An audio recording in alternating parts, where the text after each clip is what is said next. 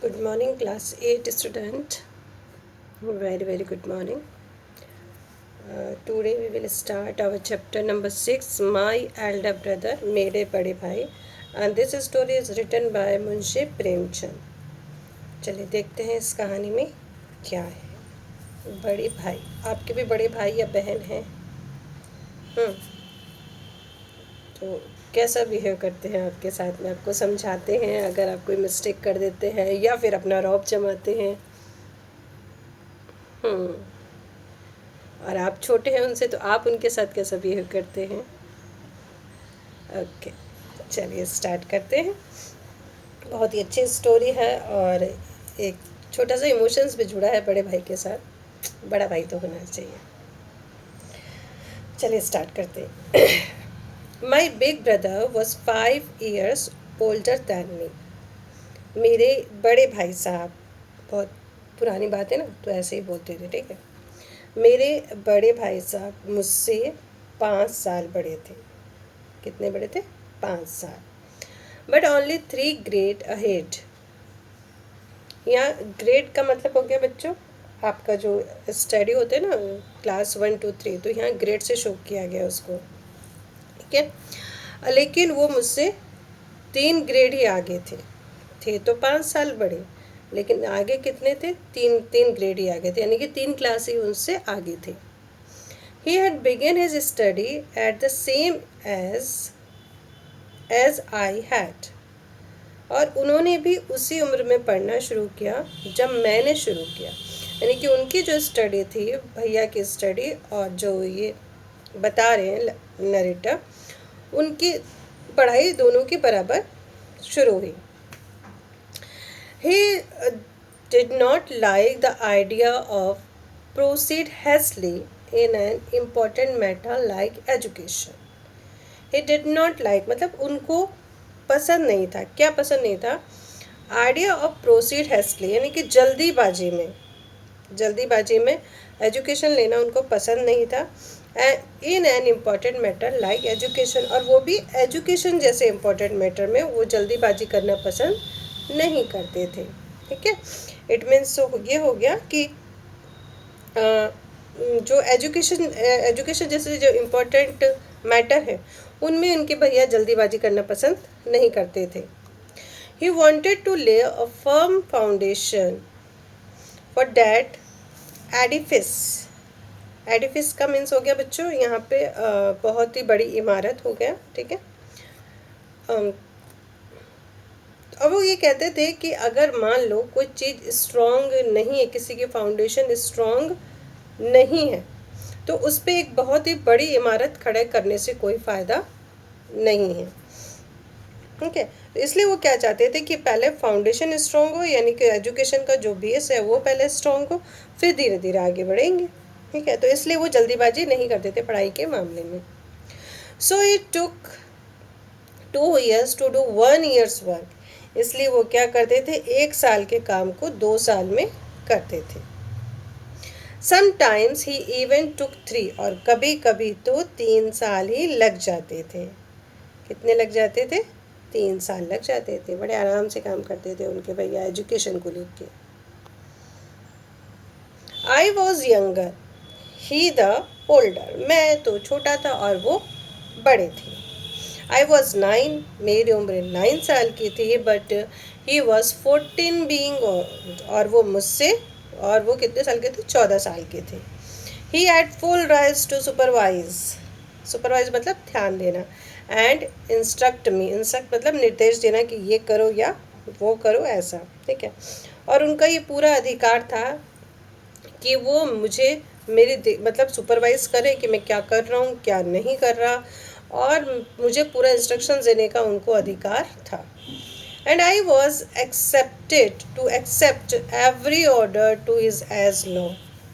और मेरी जो शालीनता थी, मेरा ये मतलब काम था कि उनके हर जो भी चीज़ वो मुझे भैया बोले, जो भी ऑर्डर दें, जो भी उनका कानून है, ठीक है, तो वो मैं उसको मानूं. तो ये और भैया का काम था इंस्ट्रक्शन देना और मुझ पर नज़र रखना. सुपरवाइज़र वाला काम था भैया का. By nature he was very studious, studies मतलब अध्ययनशील, अध्ययनशील मतलब जो पढ़ता ही रहता है। By nature he was very studious, स्वभाव से वो बहुत ही अध्ययनशील थे, स्टडियस थे। Always sitting with a book open before him, और हर दम उनके सामने किताब खुली रहती थी। ऑन अदर हैंड, और दूसरी तरफ बताओ क्या होगा। On other hand I was not at all कीन अबाउट स्टडी, और दूसरी तरफ मैं जो था, मेरा तो एकदम पढ़ाई में मन ही नहीं लगता था। ठीक है, मतलब ठीक ठाक है, पढ़ लिया, इतना ज़्यादा कीन नहीं थे पढ़ाई को लेके, यानी कि इतने ज़्यादा उत्सुक नहीं थे। To pick up a book and sit with it for an hour was tremendous effort. Tremendous effort मतलब होता है बहुत ज़्यादा। अब वो कह रहे हैं कि किताब लेकर बैठना, 1 घंटा भी किताब लेकर बैठना मेरे लिए तो बहुत बड़ा काम हो जाता था। ऐसा लगता था जैसे कोई मेरे सिर पे किसी ने पहाड़ रख दिया हो। At first chance I would leave the hostel, और मुझे जब भी मौका मिलता तो मैं हॉस्टल छोड़ देता and go to the play field, और खेल के मैदान में आ जाता। And play marbles to fly papers butterfly, और मैं क्या करता, मार्बल्स खेलता, जो कंचे होते हैं ना, ठीक है, उनको मैं खेलता, और कभी कभी मैं कागज़ की तितलियाँ बना के भी उड़ाता। और if I just met a friend, और अगर मेरा फ्रेंड ही मुझे मिल जाए, अगर मुझे कोई मेरा मित्र, कोई दोस्त ही मिल जाए, what would be more fun, तो फिर मज़ा ही आ जाता। ठीक है, फिर क्या आ जाता, फिर तो मज़ा ही आ जाता, मतलब वो दोस्त भी वैसा और ये भी वैसे। Some time we would climb on to the courtyard wall, कभी कभी हम क्या करते थे, कोर्ट यार्ड मतलब हॉस्टल की जो दीवारें होती है ना, ठीक है, उसके ऊपर चढ़ जाया करते थे एंड जंप डाउन, और नीचे जंप कर दिया करते थे। और क्या करते थे ये, और और straddle the gate and ride it back and forth enjoy as it we it if it were a motor car. और क्या करते थे, जैसे दरवाजा होता है ना, तो दरवाजों की तरफ दोनों तरफ टांगे फैलाकर बैठ जाते थे, और जैसे दीवार हुआ तो एक तरफ इधर, वो एक पैर इधर और एक पैर इधर, और उसको फिर ऐसे चलाते थे कि जैसे कि मान लो ये उनकी मोटर कार हो। तो इस तरह का ये यूज़ करते थे। बट एक minute, but as soon as I return to my room I saw my brother scrolling face, लेकिन जैसे ही मैं अपने रूम में लौटता, मैं देखता कि मेरा जो भाई है वो गुस्से में है, एकदम रौद्र रूप धारण के, स्क्रॉलिंग फेस मतलब गुस्से से देख रहे, पूरी सी आंखें तनी भी, बोए तनी भी, और इस तरह से। आई वॉज पेट्रीफाइड, और मैं बहुत ज़्यादा डर जाता था, उनको देख के मेरे तो प्राण ही सूख जाते थे। His first question would be, और उनका पहला क्वेश्चन क्या होता, वेयर वर यू, कहाँ थे तुम। I don't know why I could not manage to say that I had just been playing outside. और मेरे पास में इसके लिए मैं केवल एकदम खामोश हो जाता, और मेरे मुंह से ये बात ही नहीं निकलती कि मैं ये कह दूं कि मैं बाहर खेल रहा था। मतलब मैं ऐसा भी नहीं बोल सकता था, वो जो मुझे बोलते मैं चुपचाप सुन लेता था। My silence was an acknowledgement,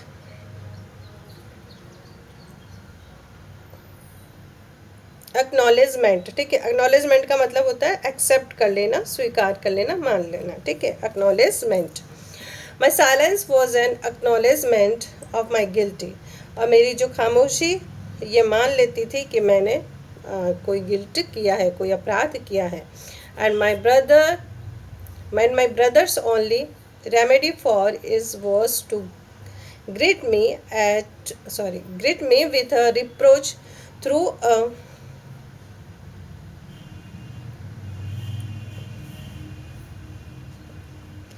affectionately, ठीक है, अफेक्शनेटली मतलब होता है प्यार से, ठीक है। और मुझे ये पता ही नहीं था कि मतलब वो चुपचाप रहते, चुपचाप रहने से क्या होता था कि उनका जो भाई था, ठीक है, अब वो उनको समझाता, ठीक है, समझाता, और उसका ऐसे तिरस्कार भी कर देता था कि भाई तुम क्या है, पढ़ोगे कि नहीं पढ़ोगे, कि सारे दिन ऐसे ही खेलते रहोगे, पढ़ने में तुम्हारा मन नहीं लगता। तो इस तरह से उनके जो भाई साहब थे फिर उनको बोलते हैं, ठीक है। If you study English this way you will B study it the rest of your life and would you not get it right. अब उनके भाई साहब समझाते कि इस तरह से अंग्रेजी पढ़ोगे तो ज़िंदगी भर पढ़ते ही रहोगे और कुछ भी तुम्हें समझ में नहीं आएगा, ठीक है। क्या बोलते थे कि अगर तुम इस तरह से इंग्लिश पढ़ोगे तो तुम पढ़ते ही रह जाओगे रेस्ट ऑफ योर लाइफ, मतलब अपने पूरे लाइफ में तुम पढ़ते रह जाओगे। You would not get it right, और तुम्हें कुछ भी समझ में नहीं आएगा। Studying English is no laughing matter, और इंग्लिश पढ़ना कोई हंसी मजाक का खेल नहीं है। You have got to wear out your eyes morning and night. तुमको क्या करना पड़ेगा, रात दिन इसके लिए आंखें फोड़नी पड़ेगी, रात दिन तुम्हें इसके लिए पढ़ना पड़ेगा। And use every ounce of energy, और पूरी अपनी एनर्जी इसमें डालनी पड़ेगी तुमको, ठीक है, पूरा। Then perhaps you will learn subject, और शायद उसके बाद तुम फिर ये सीख पाओ, शायद ही फिर तुम ये जो विद्या है, जो इंग्लिश है, उसको तुम सीख पाओ। You have seen with your eyes how hard I work. ये कह रहा है तुम्हें अपनी आंखों से दिखाई नहीं देता है कि मैं कितनी मेहनत करता हूँ, ये तुम्हें दिखाई नहीं दे रहा है। Every day there are cricket and hockey match but I don't go near them. वो कह रहा है हर दिन लोग यहाँ पे बच्चे लोग क्या करते हैं, क्रिकेट खेलते हैं, हॉकी मैच खेलते हैं, लेकिन मैं तो उसके पास भी नहीं जाता हूँ। I study all the time, और मैं सारे समय पढ़ता रहता हूँ। Even then it take me 2 year. अगर मान लो कोई बात नहीं कि मैं मतलब एक क्लास में 2 बार हूँ तो भी कोई मुझे फ़र्क नहीं पड़ता है, ठीक है।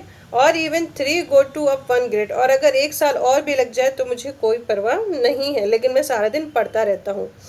If you want to waste time, और तुम अगर अपना समय बर्बाद करना चाहते हो, it would be better if you just went home, तो तुम जाओ, घर चले जाओ वापस, ठीक है। ये लोग दोनों बच्चे थे, हॉस्टल में रहते थे, तो उनके बड़े भाई कह रहे हैं अगर तुम ऐसे ही समय बर्बाद करना है तो तुम जाओ, घर चले जाओ एंड प्लेट गुल्ली डंडा, और जाओ फिर तुम क्या खेलो, गिल्ली डंडा खेलो। टू योर हार्ट्स कंटेंट, और मतलब तुम्हारा मन भी शांत हो जाएगा और तुम्हें मज़ा भी आएगा। तुम जाओ, घर जाओ और गिल्ली डंडा खेलो। Why waste your father's hard earn money, क्यों अपने पापा की जो हार्ड अर्न, मतलब कि बहुत ही कठिनता से जो पैसा कमाया जाता है ना, ठीक है, कहते हैं ना कि पेरेंट्स होते हैं बहुत ही मेहनत से पैसा कमाते हैं, तो ये कह रहे हैं क्यों अपने पापा का जो मेहनत की कमाई है उसको बर्बाद कर रहे हो, ठीक है। तो कोई ज़रूरत नहीं है, तुम मत पढ़ो, जाओ और खेलो। With a scolding like this, और इस तरह से उनका डांटना, आई स्टार्टेड क्राइंग, और मैं रोने लगता। वॉट वुड आई से इन रिप्लाई, मैं जवाब में क्या कहता, ठीक है। जवाब में तो वो कुछ कह ही नहीं पा रहा था, क्यों, क्योंकि इतना ज़्यादा तो सुना दिया था। अब लेकिन इसने सोचा कि भाई ठीक है, भाई ऐसा अगर इन्होंने बोल दिया तो फिर मैं जल्दी ही टाइम टेबल वगैरह बना लूँगा और मैं पढ़ूँगा, ठीक है। तो हमेशा ये इस तरह से फिर इन्होंने कुछ बनाया टाइम टेबल, इस बच्चे ने। चलिए अब क्या हुआ, ऑन अनदर ओकेशन, अब दूसरी तरफ क्या हुआ, व्हेन आई पास्ड, जब मैं पास हो गया, एंड ही डिड नॉट, और वो पास नहीं हुआ, मतलब इनका जो बड़ा भाई है वो पास नहीं हुआ और ये जो बच्चा है ये पास हो गया। He said you have been promoted 1 grade and your head has been turn by it. अब उन्होंने कहा कि देखो तुम तो क्या हो गए, पास हो गए, 1 ग्रेड आगे चले गए हो, और इससे कहीं तुम्हारा जो सिर है वो ज़्यादा घूम ना जाए, मतलब तुम ये मत सोचो कि तुम पास हो गए हो, ठीक है। अंडरस्टैंड दिस, समझो, ठीक है। तो क्या बोला, समझो इस चीज़ को। You did not pass through your own efforts, ठीक है, तुम अपनी कोशिशों से पास नहीं हुए हो, तो फिर कैसे पास हुआ बच्चा। But stumbled on by it, sorry it by luck, बस तुम्हें किस्मत से क्या हुआ, ठोकर लग गई है, यानी तुम्हारी किस्मत अच्छी थी इसलिए तुम क्या हो गए, पास हो गए। तो ये मत सोचो कि तुम पास हो गए, बस किस्मत अच्छी थी तुम्हारी इसलिए तुम पास हो गए हो।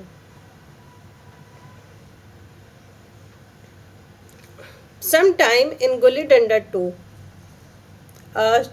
Lucky shot in the dark hits the goal. मैं कह रहे कभी कभी क्या होता है, अगर हम लोग गिल्ली डंडा भी खेलते हैं तो वो बाई चांस सही शॉट लग जाता है उसका। तो तुम बस सोचो कि तुमने इतना पढ़ लिया है और तुम पास कर लिए हो, तो तुम्हारा सिर फिर गया है, तुम अपनी मेहनत से पास नहीं हुए बस, ठीक है, तो तुम्हारा लक है जिसने तुमको पास कर दिया है। But nobody got to be a good player from it. लेकिन गुल्ली डंडा में हर कोई अच्छा प्लेयर नहीं होता है, क्योंकि उसका जो लक है कभी कभी साथ देता था तो अच्छा शॉट मार लेता। तो ये मत सोचो कि वो गुल्ली डंडा में अच्छा होगा। Don't assume that because I fail, ठीक है, और इससे कोई फर्क नहीं पड़ता है कि मैं फेल हो गया। I am stupid and you are smart. ये मत सोचो कि मैं मूर्ख हूँ और तुम स्मार्ट हो, ये भी मत सोचो तुम। When you reach my class, और जब तुम मेरी क्लास में पहुंच जाओगे, ठीक है, जब तुम मेरी क्लास में आ जाओगे, you will be a sweat, तो तुम्हें पसीना आ जाएगा। When you have to bite in to algebra and geometry, ठीक है, जब तुम्हें मतलब पसीना आ जाएगा और तुम्हारे दांतों से भी पसीना आने लगेगा, मतलब बहुत मेहनत करनी पड़ती है। Algebra and geometry and study English history, ये सारे के सारे तुमको पढ़ने पड़ेंगे। It is not easy to memorize those kings name, और ये आसान नहीं है कि बहुत सारे जो किंग्स है, बहुत सारे जो राजा हैं उनके नामों को याद रखना, ये आसान नहीं है। एंड एज फॉर ज्योमेट्री, और ज्योमेट्री की तो बात ही क्या, वेल गॉड हेल्प यू, ठीक है, भगवान तुम्हारी मदद करे। इफ़ यू राइट, देखो बेटा यहाँ पे ना ये ABC है ना, तो यहाँ पे ये ACB है, ठीक है। क्वेश्चन होते हैं ना बच्चों, जब क्वेश्चन होते हैं उसमें ABC क्वेश्चन आते हैं ना, तो उसी का है ये, ठीक है। If you right ACB instead of ABC your answer is marked wrong, और अगर तुमने ABC की जगह ACB कर दिया तो तुम्हारे सारे आंसर रॉन्ग हो जाएंगे। Nobody asks the hard hearted examiner, और जो हार्ड हार्टेड एग्जामिनर होते हैं ना, जो कठोर दिल वाले एग्जामिनर होते हैं, वो ये भी नहीं पूछेगा कि तुमने इसमें क्या लिखा है। What is different after all, अरे इसमें कह रहा है कि इसमें फ़र्क ही क्या है, ABC बोलो या ACB बोलो, इसमें फ़र्क ही क्या है। लेकिन जो हार्ड हार्टेड एग्जामिनर होते हैं उस पर उनका कोई असर नहीं होगा, वो तो ये कहेंगे जो किताब में लिखा है वही तुमको लिखना है, ऐसे उसके बड़े भाई उसको समझा रहे हैं। Does it make any different if you eat dal, boiled rice and the roti, ठीक है। अब ये ऐसे ही डिफरेंस है कि तुमने क्या खाया, दाल खाया, बॉइल्ड राइस खाया, रोटी खाया, या फिर बॉइल्ड राइस खाया, दाल खाया, रोटी खाया, बात तो एक ही है, लेकिन उनको नहीं समझ में आएगा, आपको एज इट ही लिखना पड़ेगा। दिस इज, फिर उनके भाई ने कहा, राइट एन ऐसे on punctuality is not less than 4 pages. अब फिर वो उन्होंने कहा कि समय की पाबंदी पर एक निबंध लिखो कि जो 4 पेज से कम ना हो, ठीक है। फिर क्या बोले, अब आप लिखिए समय की पाबंदी पे। Who does not know that punctuality is very good thing, ये कौन नहीं जानता कि पंचुअलिटी एक बहुत अच्छी चीज़ है। But do I need 4 pages for what I can describe in 1 sentence, पर वो कह रहे हैं कि अगर इसको एक ही वाक्य में कहा जा सकता है तो 4 पेज लिखने की क्या ज़रूरत है। We want a man to say what he has to say quickly, और मैं तो इतनी तो बात समझता हूँ कि समय तो क्या है, समय की क्या बोलते हैं उसको, महत्ता ज़्यादा है, ठीक है। But no you say god to drag it out 4 page, लेकिन 4 पेज में इसको भरना क्या जरूरी है, नहीं। इट इज़ आउटरेजियस, ये बहुत ही चौंकाने वाला है। सो pay attention to what I से, इसलिए ध्यान दो जो भी मैं कहता हूँ, ठीक है। जो भी मैं कह रहा हूँ उस पर ध्यान दो, तुम अगर मेरे जैसे जैसे चलोगे तो सही रहेगा। वॉट इफ आई फेल्ड, क्या हो गया अगर मैं फेल हो गया तो, ठीक है। किसके बड़े भाई कह रहे क्या हो गया अगर मैं फेल हो गया तो। I am still older than you, मैं अब भी तुमको ऑर्डर दे सकता हूँ। I have more experience of the world, मुझे संसार का ज़्यादा एक्सपीरियंस है, ठीक है। अब इनका भाई कह रहा है मुझे एक्सपीरियंस है ज़्यादा। तो ये मत सोचो कि तुम पास हो गए तो मैं तुम्हें अब कुछ कह नहीं सकता, मैं अब भी तुम्हें कह सकता हूँ, मैं तुम्हें अब भी ऑर्डर दे सकता हूँ। लिसन टू वॉट आई से, अब सुनो जो मैं कहता हूँ, and you will B sorry, ठीक है। मैं तुमको माफ़ करता हूँ, किस चीज़ के लिए माफ़ किया पता नहीं। ये सारी चीज़ें हो गई। My brother terrible description of study in the 9th grade really scared me, और ये कह रहे मेरे भाई ने जो मुझे 9th क्लास के बारे में बता दिया, ये सारी चीज़ें मुझे बता दी कि ऐसे ऐसे होगा, इन सब ने तो मुझे क्या कर दिया, डरा ही दिया। मतलब मैं तो डर ही गया, इतनी सारी चीज़ें, इतना सारा पहले से ही बता दिया। आई एम सरप्राइज्ड, मैं सरप्राइज्ड था। I did not run away from school, मैं स्कूल से भागना नहीं चाहता था। एंड गो होम, और घर नहीं जाना चाहता था, कि वो ना तो भागना चाहते थे और ना ही वो घर जाना चाहते थे। But even a scolding like this did not change my distaste. Distaste मतलब हो गया आपका कि बहुत ज़्यादा। अब मेरे भाई ने मुझे इतना डांटा, इतना सब कुछ किया, इसके बाद भी मेरा जो चीज़ें थी वो चेंज नहीं हुआ। फॉर बुक्स वन बिट, ठीक है। मैं क्या करता था कि पढ़ता था लेकिन इतना ज़्यादा नहीं पढ़ता था, ठीक है। क्योंकि जो चीज़ें थी भैया ने ऑर्डर तो उनका मानना ही था, तो मैं पढ़ता था लेकिन इतना ज़्यादा नहीं पढ़ता था। I did not miss a single chance to play, और मैं खेलने का एक भी चांस भी नहीं खोता था। I study much less than before, अब मैं क्या किया, पहले से कम पढ़ने लगा। मैं पढ़ने तो लगा लेकिन कम पढ़ने लगा। अब मुझे लगा कि नहीं मुझे तो सब आता है, थोड़े में पास हो जाएंगे। तो पहले जितना पढ़ता था उतना नहीं पढ़ता था, लेकिन खेलने का चांस भी जब मन होता मैं खेलने भी चला जा सकता था। Then I was yearly exam again, फिर ईयरली एग्ज़ाम हुए। And it so happen that once more, और एक बार फिर ऐसा कुछ हुआ। क्या हुआ, आई पास्ड, मैं पास हो गया। एंड माई ब्रदर फेल्ड, और मेरे भाई साहब फिर से फेल हो गए। I had not done much work but somehow or the other, और मैंने तो मतलब मेहनत भी नहीं की थी, फिर भी मैं कैसे एकदम फर्स्ट डिवीज़न से पास हो गया। I was in first division में, फर्स्ट डिवीज़न से पास हो गया। आई माई सेल्फ वाज एस्टोनिस्ड, और मैं खुद में ही अचंभा हुआ कि मुझे खुद ही अचंभा हो गया, आश्चर्य हो गया कि मैं तो इतना पढ़ा ही नहीं था और फिर मैं कैसे पास हो गया इतना, वो भी फर्स्ट डिवीज़न से। माई brother had just about killed himself with hard work, और जबकि जो मेरे भाई साहब ने तो अपने आप को पूरी तरह से मार ही दिया था, इतना हार्ड वर्क वो करते थे, हर एक चीज़ को वो अच्छे से ध्यान से पढ़ते थे। Memorizing every word in the course, और जो भी चीज़ में कोर्स में था वो एक एक शब्द को चाट गए थे, मतलब अच्छे से उन्होंने याद कर लिया था। ही हैड ग्रॉन पेल, और वो पढ़ते पढ़ते उनके जो चेहरा था ना वो पूरा मुरझा सा गया था, इतना ज़्यादा वो पढ़ते थे। But the poor fellow failed again, लेकिन बेचारे भाई सब फिर से फेल हो गए। And I felt sorry for him, और मुझे उनके लिए बहुत ही बुरा लग रहा था।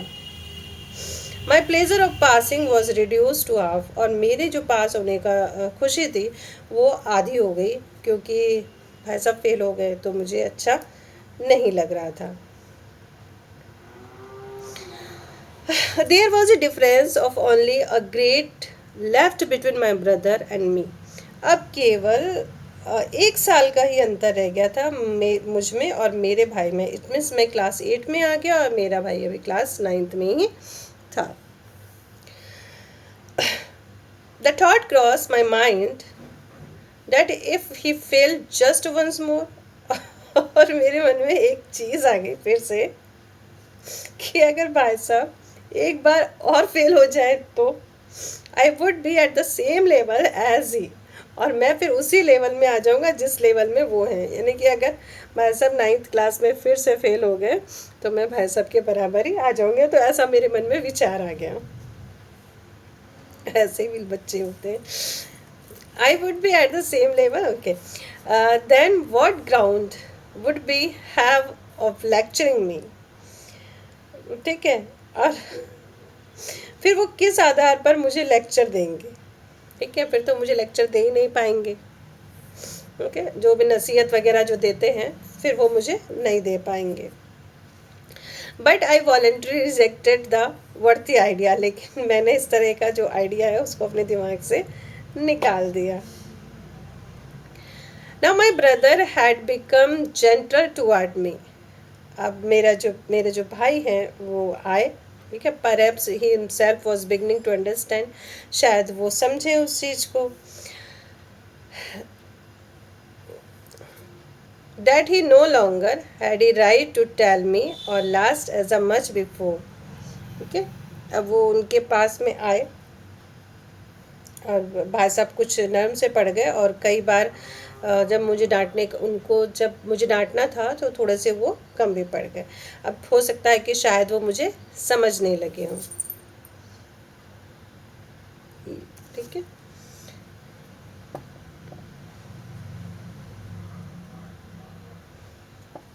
आई would be at the same level as, ये हो गया ना। But I valiant rejected worthy idea, मैंने ये वर्थी आइडिया छोड़ दिया। Now my brother had become gentle toward me. ठीक है, अब वो पास में आए भाई साहब थोड़ा सा, परहैप्स हिमसेल्फ बिगेन टू, शायद वो मुझे समझने लगे, and he longer had the right to tell me at least much as before. अब मैं क्या करने लगा कि हाँ, अब तो भाई साहब थोड़ा सा कम कहने लगे तो मैं थोड़ा सा और फ्री हो गया। ठीक है, माई फीलिंग ऑफ इंडिपेंडेंस ग्रू। अब मेरे मन में क्या होता है कि अब मुझे तो ठीक है, मैं तो आज़ाद हो गया हूँ, मैं तो अब क्लास 8 में आ गया हूँ, तो मैं थोड़ा सा फ्री हो गया, इंडिपेंडेंस हो गया मेरी, मतलब मैं सुनता कम था और भैया कहते भी कम थे। I began to take adventures of this tolerance. अब मैं उनकी जो टॉलरेंस थी उसका अनुचित लाभ उठाने लगा।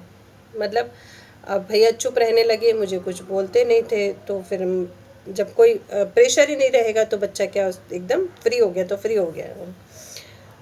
As a result even a little I use to study earlier. वगैरह परिणाम यह है कि अगर मैं थोड़ा भी पढ़ूंगा तो मैं पास हो जाऊंगा। क्यों? क्योंकि मेरा जो लक है वो बहुत तेज है। Since I found the new pleasure in flying kite, और मेरा जो फिर एक नया शौक ये आ गया पतंग उड़ाने का। ठीक है, मैंने सोच लिया कि मैं कम पढ़ता हूँ तो भी मैं पास हो जाता हूँ, तो आगे भी मैं कम पढ़ूंगा तो मैं पास हो जाऊंगा। और भैया भी फिर वो कहते नहीं थे उसको कुछ भी, और उसका एक नया शौक हो गया पतंग उड़ाने का। Still I minded my manner with my brother and concealed my kite flying from him. और फिर भी मैं भाई साहब जो भी कहते थे तो फिर मैं उनका अदब तो करता ही था। ठीक है, और उनकी नज़र से पतंग उड़ाने चला जाता था। ठीक है, कहाँ से? उनकी नज़र से, मतलब ठीक है भैया कुछ नहीं कह रहे, कोई बात नहीं, लेकिन थोड़ा सा भैया का अदब भी करता था, तो भैया के सामने तो नहीं, जब भैया चले जाते थे तब वो पतंग उड़ाने चले जाया करता था। One day for from the hostel, और एक दिन हॉस्टल से दूर, I was running at A hectic. Hectic मतलब होता है बहुत तेज़। ठीक है, हैक्टिक मतलब बहुत तेज़, फेस मतलब कदमों से दौड़ना। तो मैं बहुत तेज़ कदमों से दौड़ रहा था। मैं एक बार स्कूल हॉस्टल से दूर बहुत तेज़ कदमों से दौड़ रहा था। क्या करने के लिए? Trying to grab hold of a kite. एक जब पतंग जब कट जाती है, कट के जब नीचे गिरती है तो बच्चे उसको दौड़ने के लिए भागते हैं, तो ये भी क्या कर रहा था, बहुत ज़ोर ज़ोर से भाग रहा था। माई आईज वर लुकिंग स्काईवर्ड्स, और मेरी आंखें आसमान की तरफ थी। At that high flying traveller in the skies, और ऐसा लग रहा था कि जैसे ये जो पतंगे जो हैं ये एक ट्रेवलर हैं, बहुत ऊंची हैं, जो आसमान की तरफ जा रही हैं। डेट ग्लाइडिंग स्मूथली डाउन, जो फिर धीरे धीरे नीचे आ रही हैं, ऐसे लगता है जैसे कोई आत्मा स्वर्ग से निकल के नीचे आ रही हो। Like some soul emerging from the paradise, paradise मतलब स्वर्ग, ठीक है।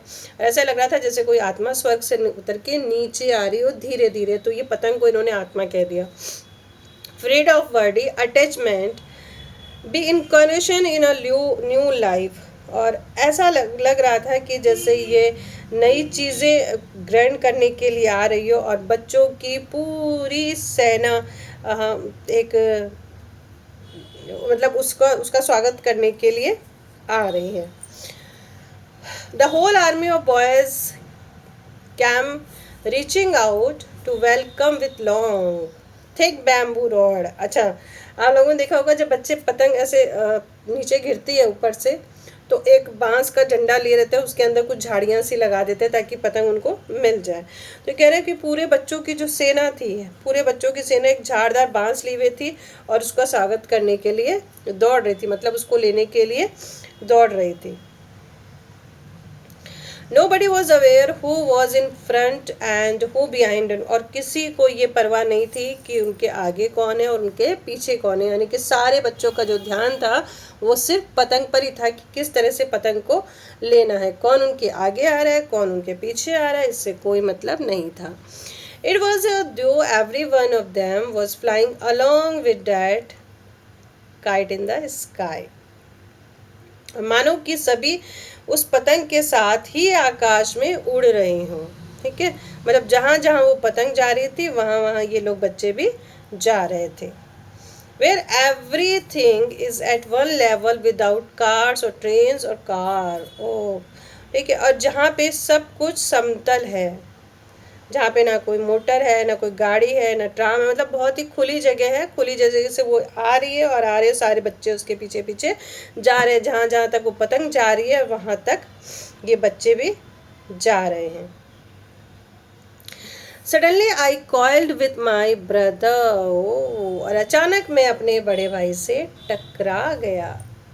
He grabbed my hand and said angrily, और उन्होंने मेरा हाथ पकड़ा और बहुत ही गुस्से से कहा, Aren't you ashamed? तुम्हें शर्म नहीं आती? To be running with these urchin after the stupid kite.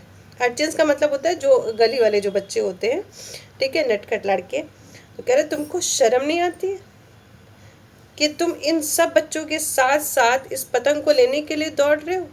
ये स्टूपिड काइट, इतनी छोटी सी चीज के लिए तुम दौड़ रहे हो। You are in 8th now, अब तुम 8th में हो। And only one behind me, और मैं तुमसे सिर्फ एक क्लास ही पीछे हूँ, मतलब आगे हूँ, ठीक है, मैं तुमसे एक क्लास ही आगे हूँ। A man has got to have the some regarded for this position after all. और अभी जो क्या है, क्लास 8 में जब बच्चे आ जाते हैं तो वो एक अच्छी पोजीशन पा लेते हैं।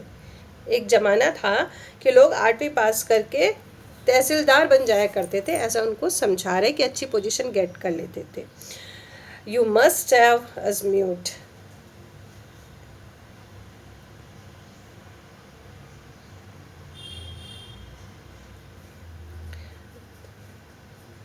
I have just one grade behind my brother. So now he does not have right to say anything to me. ठीक है, अब उसके भाई साहब ने कहा कि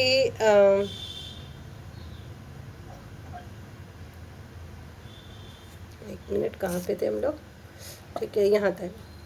उसके भाई साहब कह रहे यू आर 8 नाउ, अब तुम क्लास 8 में हो, and only one behind me, और मैं तुमसे केवल एक क्लास ही पीछे हूँ, मतलब तुम मुझसे केवल एक क्लास ही पीछे हो।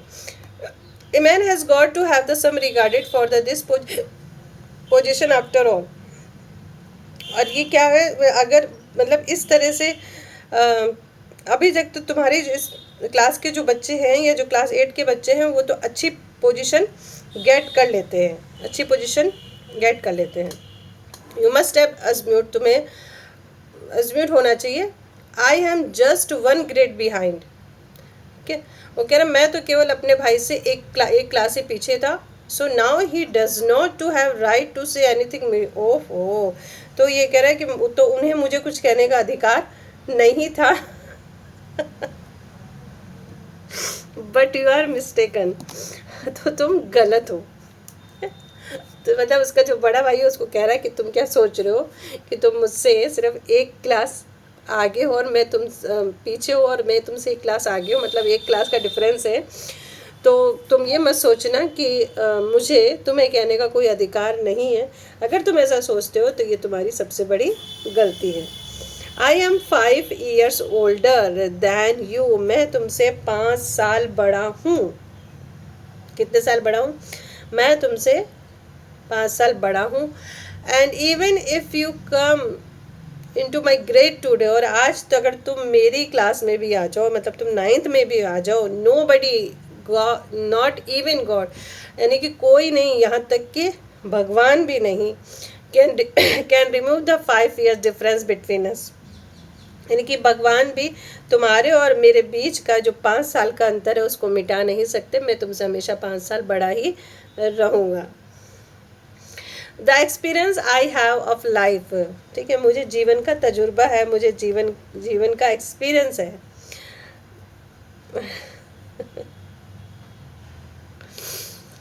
एंड द वर्ड, और संसार का और दुनिया का भी, मुझे दुनिया का और जीवन का दोनों का अनुभव है। You can never catch up with, even if you get an MA and D literate and even a PhD, ठीक है, अब तुम चाहे MA कर लो, MPhil कर लो, D literate भी कर लो, लेकिन तुम मेरी बराबरी नहीं कर सकते हो। Understanding does not come from reading book, ये कह रहे समझदारी जो है किताबें पढ़ने से नहीं आती है। Our mother never passed any grade, हमारी माँ ने तो कोई भी ग्रेड पास नहीं किया, कोई भी क्लास नहीं पढ़ी हमारी मम्मी ने तो। And father probably never went beyond the 5th और द 6th, और हमारे जो पिता हैं वो शायद 5वीं या 6ठी क्लास से आगे गए नहीं, इतना ही पढ़े। But they would always have the right to explain to us, लेकिन वो हमें सारी चीज़ें सही सही एक्सप्लेन करते हैं, सारी चीज़ें हमें सही सही समझाते हैं। एंड करेक्ट अस, और हमारी चीज़ों को सही भी करते हैं। No just because they are our parents, ये नहीं कि वो हमारे माता पिता हैं, ऐसा नहीं है, but because they will always have more experience of the world, लेकिन उन्हें हमसे ज़्यादा इस दुनिया का तजुर्बा है, सारी चीज़ें वो जानते हैं। ठीक है, तो ये मत सोचो कि मैं अगर तुमसे छोटा हूँ, सॉरी, मैं तुमसे, अगर तुम मुझसे छोटे हो और मुझे सिर्फ एक क्लास ही तुम हो इस तरह से, तो तुम ये मत सोचना कि मैं तुम्हें कुछ कहूँगा नहीं। ठीक है, अब बहुत सारी चीज़ें और उसके भाई ने उसको सुना दी। I was thoroughly ashamed by this new approach of his, और उनकी ये जो नई युक्ति थी उससे मैं नतमस्तक हो गया, यानी कि मैं शर्म के मारे झुक गया, इतनी चीज़ें उन्होंने समझा दी मुझे। I had truly come to know of my insignificance, और इस तरह से मैंने अपनी जो चीज़ें थी, अपनी जो लघुता थी, उसका अनुभव हुआ मुझे, हाँ, कि मुझे सच में एक्सपीरियंस नहीं है, पढ़ने से ही सारी चीज़ें नहीं आती। And a new respect of my brother was born in my heart, और एक नया जो रेस्पेक्ट था वो मेरे दिल में आ गया मेरे भाई के लिए, एक नई चीज़ उत्पन्न हो गई मेरे भाई के लिए मेरे दिल में। With tear in my eyes, और मेरी आंखों में आंसू थे। I said no no, what you say to me is correct, उसने कहा नहीं, ऐसी बात नहीं है, आप जो कुछ भी कह रहे हो भैया वो सही है, जो कुछ कह रहे हो आप सही है। ही सैड, फिर उन्होंने कहा, I don't forbid to you fly kite, उसने कहा मैं ये तुमको मना नहीं कर रहा कि तुम पतंग उड़ाओ। I like to fly them myself, मेरा भी मन करता है कि मैं भी पतंग उड़ाऊँ, मैं भी कुछ करूँ, but what can I do, लेकिन मैं क्या कर सकता हूँ, मैं ऐसा नहीं कर सकता। If I go of the track, अगर मैं ही ट्रैक से बाहर चले जाऊँ, अगर मैं ही ये सारी चीज़ें करूँ कि मैं इतना खेलूँ, पतंग उड़ाऊँ, सब कुछ करूँ, how can watch out for you, तो फिर मैं तुम्हारा ध्यान कैसे रखूँगा। That is my responsibility, ये मेरी रिस्पॉन्सिबिलिटी है कि मैं तुम्हारा ध्यान रखूं। ठीक है, तो अगर मैं ही गलत हो गया तो फिर तुम्हारा ध्यान कौन रखेगा? तो मैं तुमसे बड़ा हूँ, इसलिए मेरा मेरा ये अधिकार है, मेरी रिस्पॉन्सिबिलिटी है, ये मेरी जिम्मेदारी हो, तो मुझे ध्यान रखना पड़ेगा तुम्हारा। Just then, by chance, a kite that had been cut loose passed over us. और तभी क्या हुआ, अचानक से एक पतंग कट के हमारे ऊपर से गुजरी। It string डैगलिंग डाउन, जिसकी जो स्ट्रिंग थी वो नीचे की ओर लटकी हुई थी, उसके जो डोरे थे वो नीचे लटकी हुई थी। A crowd of boys were chasing it, एक बच्चों की जो भीड़ थी वो उसके पीछे पीछे चली आ रही थी, पतंग के पीछे पीछे। My brother is very tall, मेरे भाई मुझसे लंबे हैं। द लीपिंग एंड लीपिंग अस, और उन्होंने क्या किया, उछला और उसको पकड़ लिया। ही कट होल्ड द स्ट्रिंग, उन्होंने उस डोर को पकड़ा। And run widely toward the hostel, और वो सीधे हॉस्टल की ओर भागे, दौड़े। And I came close behind in, और मैं भी उनकी ओर दौड़ा। तो ये थी बड़े भाई और छोटे भाई की कहानी, जो दोनों एक ही हॉस्टल में पढ़ते थे। बड़े भाई हमेशा रह जाते थे, पर उनका ये मानना था कि जब तक फाउंडेशन स्ट्रांग नहीं होगी तो एक बड़ी सी बिल्डिंग लेके क्या फ़ायदा। और ये फाउंडेशन स्ट्रांग बता रहे हैं एजुकेशन के मैटर को लेके। और जो छोटा भाई था बाय लकली पास हो जाया करता था, लेकिन उनके बड़े भाई साहब ने कहा कि मेरा अधिकार है कि तुम अगर इधर उधर कुछ भी करो तो मैं तुम्हें समझाऊं, क्योंकि ये मेरी रिस्पॉन्सिबिलिटी है। और बहुत सारी चीज़ें उन्होंने समझाई, कुछ चीज़ें मैंने नहीं लिखी है, लेकिन बहुत अच्छी स्टोरी है, मुंशी प्रेमचंद जी के द्वारा लिखी हुई। आप इसको ज़रूर पढ़िएगा, कहीं भी देखिएगा। और कोई चीज़ नहीं समझ में आई है तो एक बार फिर से पढ़ लीजिएगा। हाँ, आपको लग रहा है कि कहीं कहीं पे स्टॉप हो जाते हैं तो बेटा थोड़ी गर्मी ज़्यादा है, जल्दी जल्दी कोशिश होती है कि इसको कर दे, कहीं ऊपर नीचे लाइन हो जाती है, क्योंकि लाइन बाय लाइन समझाना आपको ज़रूरी है। ओके, फिर मिलेंगे नेक्स्ट चैप्टर में, और इसके साथ साथ चलते चलते हम इसके क्वेश्चन आंसर और एक्सरसाइज भी कंप्लीट कर लेंगे। ठीक है, चलिए।